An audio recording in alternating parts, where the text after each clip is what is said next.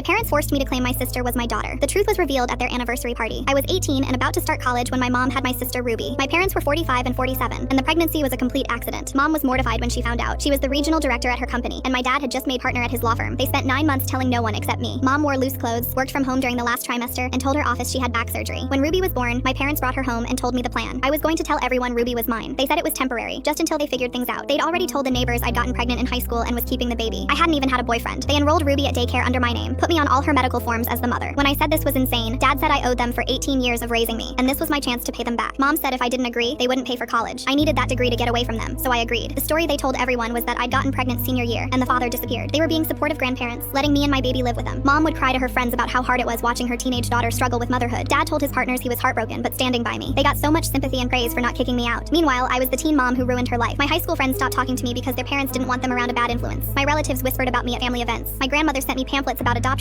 and said I was selfish for keeping Ruby when I couldn't provide for her. I couldn't date because what guy wants an 18-year-old with a baby? I started college locally because my parents said I needed to be home for Ruby. They'd drop her at daycare, but I had to pick her up. If she was sick, I missed classes. Professors would see me with a baby and assume I was irresponsible. One actually said in front of the whole class that maybe I should have thought about education before having unprotected sex. My mom would post on social media about the sacrifices she made helping her daughter raise a baby. She'd share articles about grandparents raising grandchildren with captions about doing what's right for family. Her friends would comment about what an angel she was. Dad would bring Ruby to his office sometimes and let everyone fawn over his granddaughter while shaking his head sadly about his daughter's mistakes. They'd have me bring Ruby to their work events so everyone could see their burden. People would look at me with pity or disgust while my parents got praised for their support. At Ruby's first birthday, my parents threw a huge party. They invited all their friends and made me stand there holding Ruby while they talked about the challenges of having a grandchild so young. I wanted to scream the truth, but my parents had made it clear that college funding depended on maintaining the lie. For 3 years this continued. I couldn't transfer to a better school because I was Ruby's mother on paper. I couldn't study abroad. I couldn't take internships that required travel. My transcript had gaps from all the times I had to handle Ruby's needs. My parents, meanwhile, told everyone how proud they were for supporting me despite my mistakes. When Ruby turned 4, she started asking questions. My parents told her to call me mama and them grandma and grandpa. But at home, when no one was around, they'd parent her and treat me like a sister. My parents would get annoyed when Ruby wanted me instead of them, saying I was confusing her by trying to act like her mother. The breaking point came when Ruby started kindergarten. The teacher conference request came to me since I was listed as her mother. When I showed up, my mom was already there. She told the teacher she handled education decisions as the grandmother since I was too young to understand. The teacher looked at me with such pity. She actually offered to connect me with resources for teen mothers trying to finish their education. That night, I told my parents I was done. They said Ruby was starting to understand things and changing the story now would traumatize her. They said I'd already sacrificed 5 years. What was 13 more until she was 18? They promised they'd make it worth my while in their will. That's when I knew exactly when to tell the truth. My parents' 30th anniversary was coming up. They'd rented a ballroom, invited 200 people, planned speeches about their journey as parents and grandparents. They asked me to bring Ruby so everyone could see their beautiful granddaughter they'd helped raise. During the slideshow of their life together, there was a whole section about becoming grandparents and supporting their teen daughter. Photos of them with Ruby while I stood in the background looking ashamed. The crowd was murmuring about how strong they were. When it came time for speeches, I wasn't supposed to speak, but I stood up anyway with Ruby and walked to the microphone. I said I wanted to thank my parents for raising both their daughters with such love. Then I turned to Ruby and said I had something important to tell her. Full story on channel, link below.